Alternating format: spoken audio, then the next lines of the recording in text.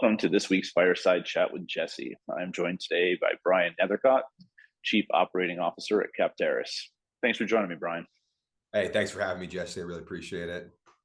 No, it's great to have you on here, man. I this is my third time I've seen your face in the last month, so I agree. it's great. It's funny. We go back, well over a year on many different topics, but having a chance to spend some time with you over the last month, it was really great to get to see it kind of outside of the office a little bit too, and get a chance to catch up with you. So I appreciate you having Capteris on, and also having myself on to represent Capteris. No, I'm glad to have you on here, Brian. So for those of people in the industry who haven't met you yet, do you mind just kind of introducing yourself and your career to date in equipment finance? Sure. I'm Brian Nethercott. I came to Capteris from a long career at GE Capital. Started with the finance background in a variety of roles, pretty much across GE Capital. Spent time in the vendor businesses, in leverage lending, and then really spent a lot of time with in the equipment finance business and the corporate air platform. And that's where I had the opportunity to meet Eric Dush, who is the CEO and co-founder of Capteris. Perfect. So what's that like? GE, like you said, so many people have come from GE.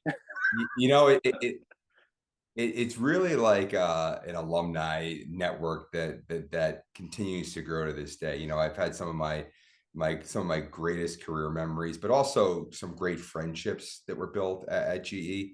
I spent almost my entire career in the Connecticut area, but with so many different platforms and so many different types of financing and different functions to be in. It really, if for a huge company, it felt like a really small company because just the different groups we're in. So I really enjoyed my time at GE. It was, really gave me some great growth opportunities, and really got to see many different cycles during my time there. Many cycles for sure. All right. So, Brian, do you mind just kind of introducing Capteris? Sure. So Capteris is a middle market equipment finance company that was born, inside of I call it the Apollo ecosystem. So there was an idea out there that Apollo wanted some additional exposure in the equipment finance. They really liked the segment. They had already acquired two fleet leasing companies in Wheels and Donlen. And Capteris started as a division of Wheels, the large fleet leasing company. Their customers had needs for equipment leasing, and there was an idea that maybe we should kind of focus on that additional collateral to kind of round out the portfolio of products that were out there. So Eric Dush, who is the CEO, came over first, and he started to assemble a team of people to build out this vision, this product offering. Probably mid last year is when we started on this, and Capteris really wasn't born until late in December of last year. There was a lot of prep work that had to happen, and from our perspective, we wanted to make sure we were ready to serve the market when we were, as a new company. So joining and kind of building out those initial processes to try to get those first deals done. Our goal was to kind of go back out and replicate what we did in the CEF world, the mid-market critical asset, lease loan business that we thought that had some wide open playing fields still available for us to be able to build a really meaningful platform within the company. Perfect. And what was that like, going from GE, where that's just the way it is, to now you're kind of paving your own way? I think it was really different. I think that, it was a startup within a big company. So it afforded us the time to focus on the actual, equipment finance, building blocks, understanding, how we're going to go to market, what kind of products we're going to offer, getting those basic foundation in place without having to worry about, the basic payroll items, things like that. Because being part of a platform as big as Wheels, really afforded us that opportunity to not get distracted with things that are very, very important, but also not mission critical to, to creating Capteris. you know, as we pivoted into 23, you know, Wheels was growing through acquisitions as well. And Capteris was really at the point where we were very focused on our own growth. And, it was decided that Apollo wanted to create Capteris as its own portfolio company, where we would be running other platforms directly in the Apollo family. So as we had the current core building blocks in place, we then embarked on the process in the first half of 23 rather, to build out all those other functions, to become a true standalone business, to make sure that we could handle both the core responsibilities, but also the actual business at the same time. So we were building the boat and learning to sail at the same time, as we were kind of endeavored into 2023. And really, we spent the first 6 months of the year, we had our sales team in place. We hired some really great team members that we worked with in the past, and really spent the first half of the year getting, partnering up to get, a standalone platform in place. And then that required, a lot of effort that, you would take for granted when we were at General Electric, right? There was Yeah. people to do every one of those functions. And while we all knew how to do those functions, I think, seeing it on paper and seeing all the steps and going from A to B, I look back today at the last work day of the year, and I am amazed at like what we were able to accomplish. When we were looking around the corner, I may not have seen all the steps at that time, but looking back, we were able to really work together with some great people, to help stand us up. So, effective, the first of next week, Capteris will be a fully standalone company. We started to be a standalone company in the middle of the year, but we are going to be on all our own systems, our own platform, our own people, everything, come as we start 2024. So, really 23 was a transformative year. 2022 was, proof of concept, if you will. Getting the vision out there and the buy-in. 23 was, focusing on building all the key infrastructure in place, but also executing commercially in the market, on a variety of fronts, where 24 will now pivot into operating leverage. That the platform is established. I think the team that we've assembled is really more of a family to me at this point. It is really, really excited about where we're headed to as we go into 2024. Yeah, I mean, that's I think from a timing perspective, with the banks pulling back from not doing a lot of that stuff, I mean, I would say you guys are licking your chops, and very optimistic going into 2024. That's a great point, Jesse, because I think as we looked at it, and when we started, there was always this notion: did we miss the boat when we were starting, timing wise, or did we Sure. get it just right? And honestly, with the way that the cost of funds have changed, the regional banking crisis, we were in market limitedly. However, as the banking crisis developed, we were in market full on transactions, both buy desk and direct with our teams, and we were able to capitalize on the opportunity. I think the relationships of our team members with others in the industry, our ability, with our parent and our networks of Wheels, Midcap, and Apollo, we're able to kind of come together and really provide additional credit capacity where maybe banks had pulled back, yet demand from customers hadn't changed. Sure.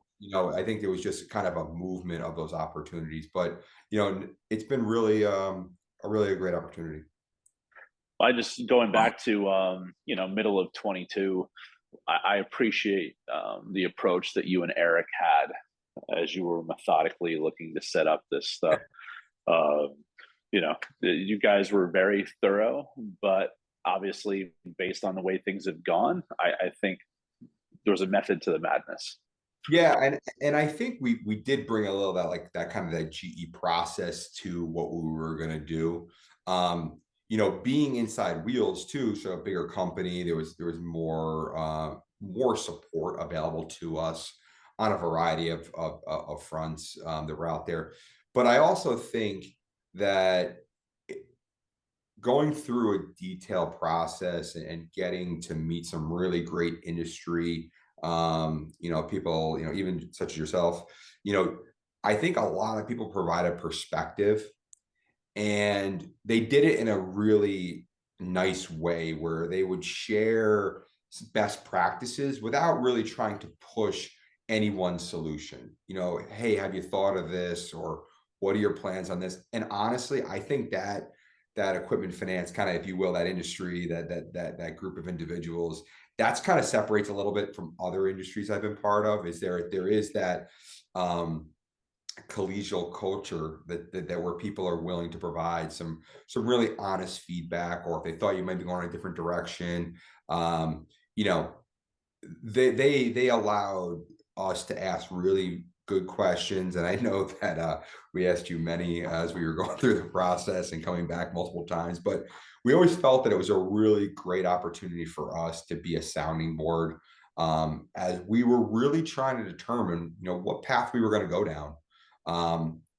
If we had stayed a division with Inside Wheels, which is a very Sure. large company, probably would have had a different solution, because we would have had to tie in to all of their systems. If you think about Subledger, Ledger, all these items, we were constrained early on, as we had discussed with you, trying to kind of figure out how we would fit into existing processes.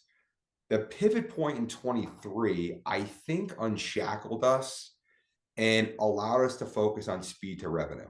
So as we thought about, when from the point we got this is the direction we're going in, let's make it happen. I would say within 90 to 120 days from that point, we were fully operational with subledger systems, our own ledger, all of those key attributes. And I'm not sure whether, if we were part of a bigger company, if that same speed would have happened, because I think it happened more out of necessity, right? We weren't integrating into someone else's systems and processes. We were able to develop our own, Sure. with our partners. And I think that really helped make a difference for our focus in that time. Sure. I mean, it's some of that stuff just it's hard to move, Yeah. but the way you guys methodically went about it was good. And I think as you're probably doing a retro back to 2022 and 2023, I think you're going to have more pros than cons of where Yeah, you're at. I agree with you, Jesse, because you do look back and you're like, going slower in 22 probably made us more successful in 23, because we knew which way we wanted to go and what were the key inputs that we needed. So I would think that as we were focused on kind of the timeline to stand ourselves up and to be ready for this year end, even though we were able to do a ton of business this year, you know, it was really about getting operational quickly, but getting operational without cutting corners. And I think that's where Eric and I, having been spent so much time together, and the rest of our team, we knew that we can't make any trade-offs. We had to make really good decisions and also align ourselves with extremely good partners out there who could support us and help us and help build Capteris in a way where they could act as additional support functions for us, to make sure that we were fully covered in a variety of different avenues. If you had to go back, I don't know, 18 months, anything you would have done differently? I thought about this, Eric and I were talking about it. I don't know if the optimal solution was available 18 months ago. I think that I think that the solution that we came up with for Capteris was kind of born out of that methodical process where we had identified technology and process. I think I'll call it team that we thought would be the best fit for us. And that grouping or that relationship hadn't really been formed until early this year, and it really helped accelerate kind of where we were in our curve when we partnered up with our providers. There was a different solution than there was about 6 months prior to that, and that solution really helped to kind of accelerate where we were. Sure. We had the right people, the right focus, and we had an agreed upon timeline with I think, a very stringent, project management approach to it, where we were kind of really tracking on a almost daily basis each of the different work streams, because it wasn't just technology or systems or funding. It was really about all of the other processes, licensing and tax and registrations and all these other areas that prior in 22 weren't something we were concerned with. But Sure. as we got up and running with those, it was really made it really allowed us to go quickly, because we did a lot of things in parallel versus sequentially, which I think was really a big game changer for us. So, thank you for that. I was wondering if what you guys sit there and look like, dang, look what we accomplished in the last 18 months. A lot. We did it today. Had that conversation earlier today, and it's amazing. Last year was 0. Now it's a great number for Capteris. So. And then, like you mentioned earlier when we were talking about going from GE to kind of, how many employees do you guys have? 12. So what, 1,200 to 12? When Yeah. it's like, okay, 12,000. who's 12,000? So I've kind of learned that lesson over the last 12 months as well, because Yeah. it's like, oh, there used to be someone who does that. You do that. What do you mean I have to do that? Come on. I have that conversation every day. I say one thing, that the individuals that work for us, we've added a couple of new faces this year to the team. They have become part of the family, and we would not be where we are today without that group of individuals. We have people that we chose, not only domain expertise in their fields, the professionals, but also people who are willing to kind of reach across that imaginary functional line, and help get things done. And especially in a startup, as kind of what you've been going through the last year, there isn't always someone for that. And even these last month for us is probably been our busiest time. In the fourth quarter, like all their equipment finance companies, 12 people were able to book almost $200 million in business this year, which is truly an amazing feat, and a very, very strong backlog as we head into 2024. And we're going to look to supplement that. But I think the key for our team is that many of us have had the opportunity to work together before, and if we haven't worked together before, someone else in the team has worked with someone here. Sure.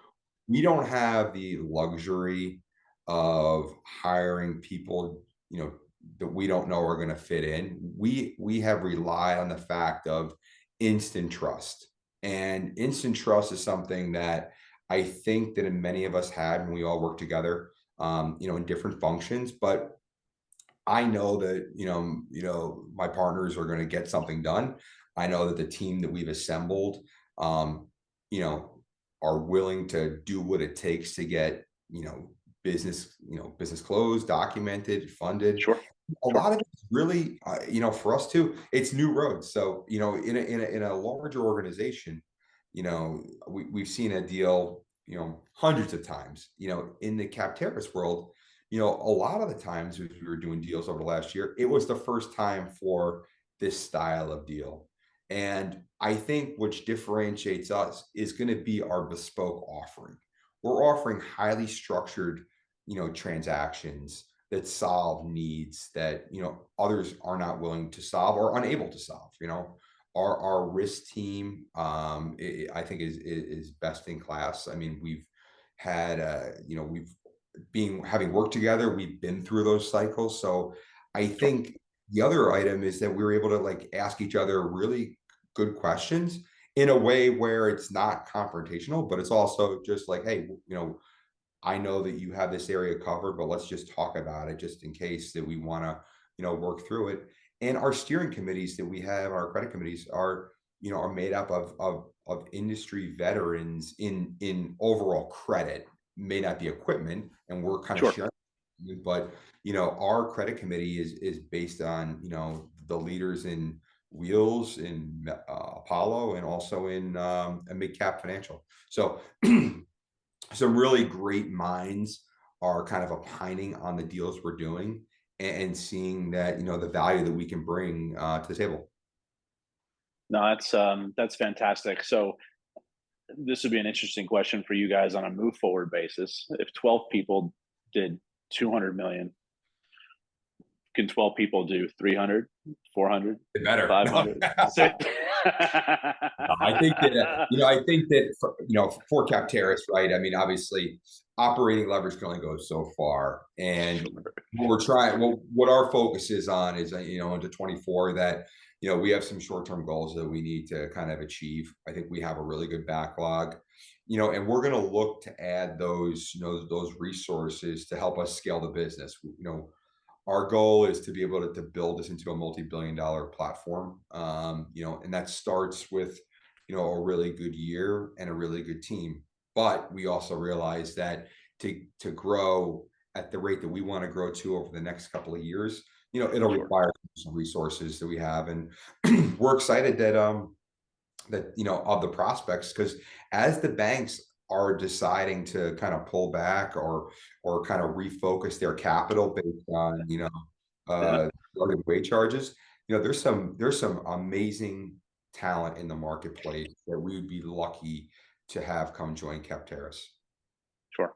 Sure. Well, you guys have a good story, and you definitely should be considered by everyone who's looking. That's for sure. I hope so. I hope any of the GD colleagues are considering, but um, from an office perspective, like I know you're located in Connecticut. yes. You have an office there or anywhere else? I know you have some people throughout the Yeah, country. so we have people all over the US. So we chose talent over location as kind of our number one as we were thinking about the platform. Kind of remote first. We found the best people, and regardless of locations, we have a presence in the Chicago area where excuse me, where Wheels is headquartered. We will be having a Connecticut office here probably later this coming year, early this in 2024. And then again, we'll kind of see what makes sense. We have some Sure. remote office locations for some of the team members in Minnesota and other locations, but we are prioritizing talent versus location now as Sure. the most critical attributes to make sure that we're focused on the right things. And then, but as we scale, though, we're going to need to come together in certain locations that make sense for us with the right resources. Yeah, I mean, it's going back, and there's only so many people you can probably have worked with in the past where you can have that almost instant trust. Right. And it's like, as you guys continue to grow, building that culture and everything, it'll be interesting to see with people throughout how you maintain what you Yeah. guys have built. Yeah, and I think too, like that is something that we think about, like culture a little bit too, because we want people to really feel connected to Capteris.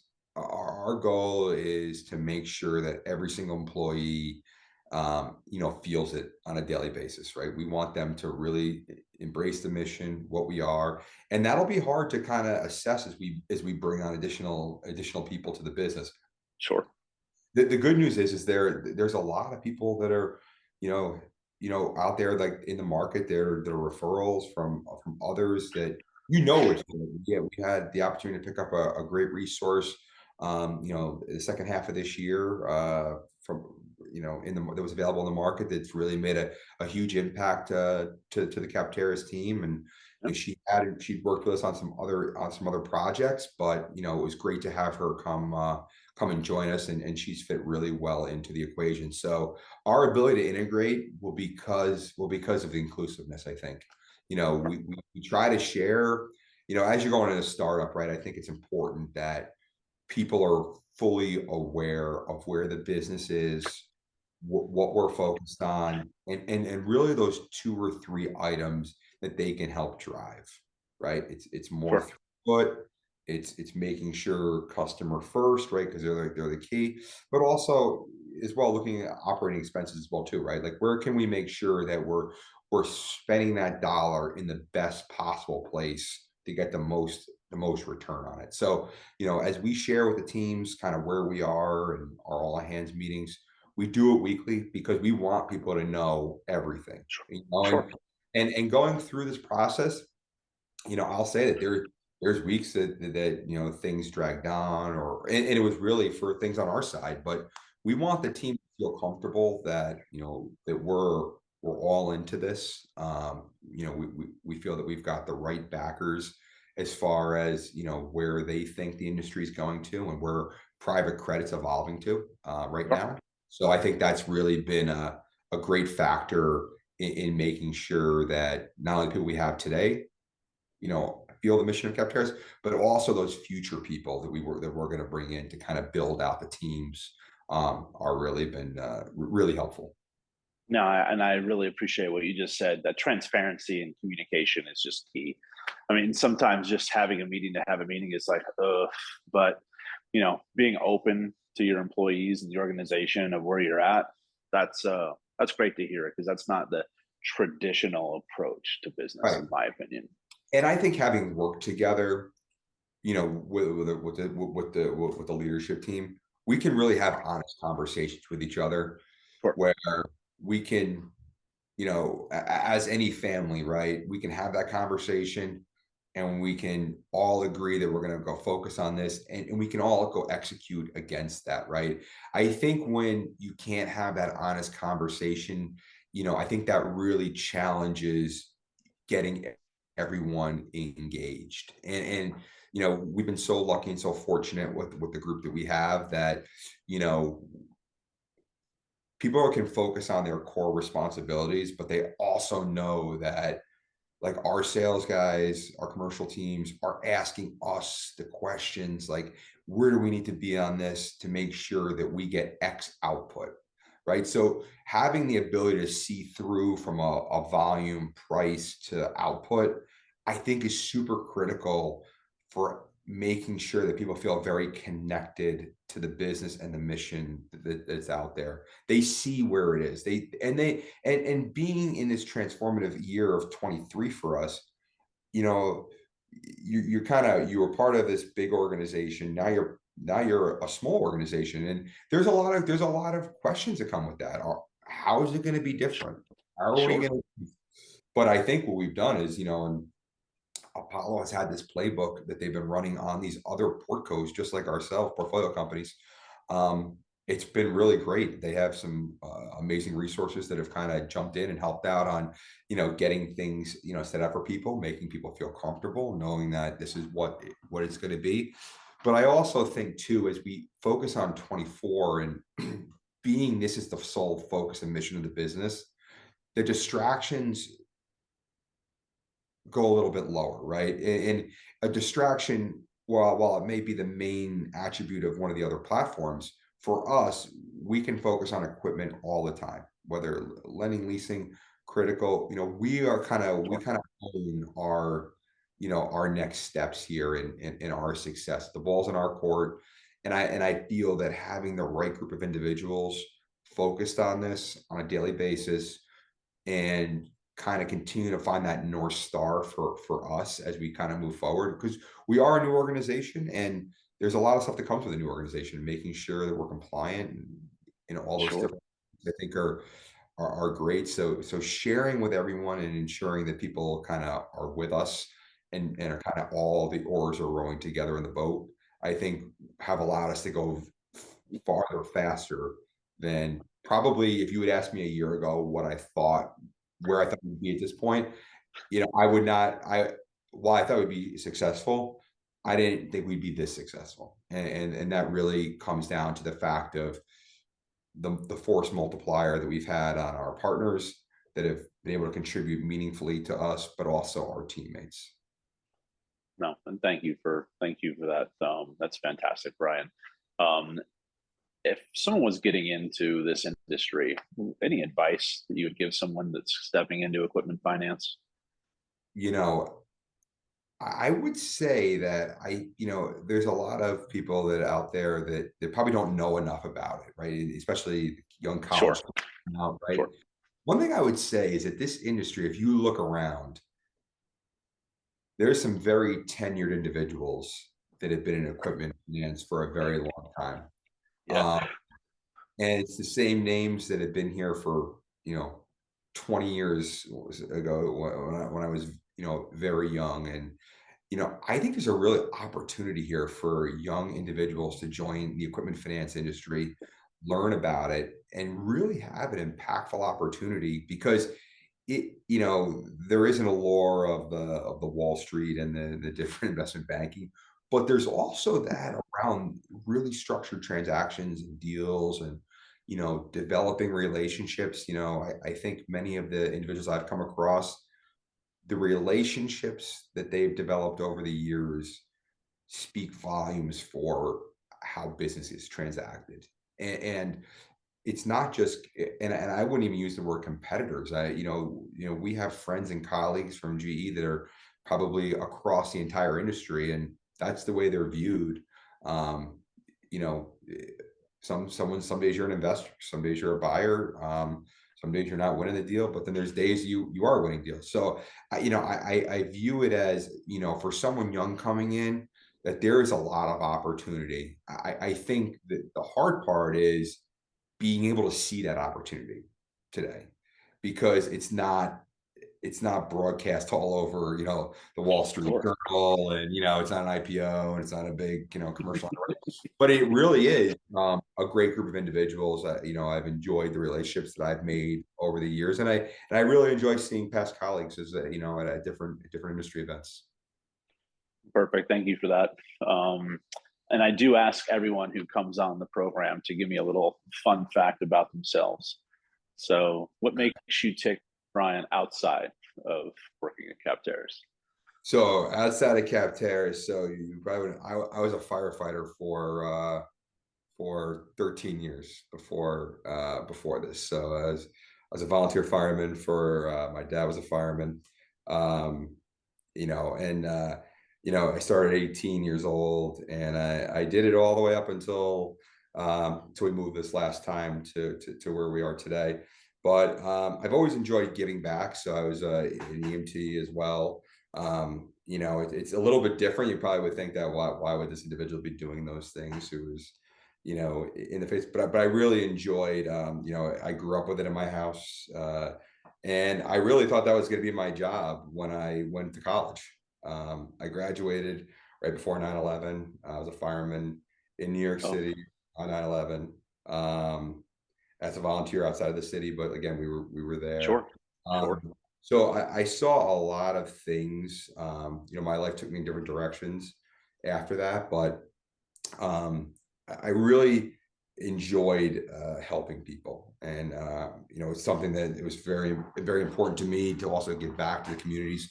So from my perspective, yeah, so I did that for a long time. So burning buildings. I feel like I run to burning buildings now as, I, as I You were do. like, "There's an issue with this system. I got Yeah, this. yeah. I got So I this." mean, for my yeah, so that's really for me. I have two boys right now. So I have a older son who's just getting ready to go off to college. So we're in the throes of that in our household right now. So hopefully we'll have that settled up soon. Oh, thank you for sharing that. I did not know that. I guess I should ask more questions in the past, right? I guess my final question I have for you is, why should an organization want to do business with Capteris? I think that the reason you want to do business with Capteris is that the markets are changing, right? And I think that, you know, finding new avenues to provide credit and support to different people with people that you used to do business with in the past that were a GE, it's the same individuals, just a different balance sheet, right? So we have created this private credit, offering, in a growing industry. I think that people see the ability of this team to execute up and down, the credit spectrum as far as kind of what's out there. I think we've proven to our customers so far that we're able to execute like much like any of the banks in business today, and other competitors that are out there. So I think when you're thinking about Capteris, I think it's an opportunity to partner with someone who's has a desire to grow with you.